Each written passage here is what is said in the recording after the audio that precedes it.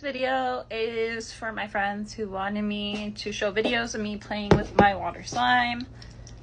So you can just like dump it out on the table or whatever surface you have available to you. It's a heaping ton, and then you can just like kind of like play with it to like make bubbles by like throwing it over itself. But yeah, this water slime is scented like a watermelon, so that's kind of satisfying. Look at this.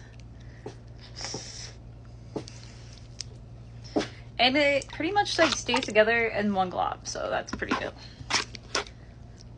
Look, see? It's globbing together perfectly. Whee! It goes right back into the container, so easily.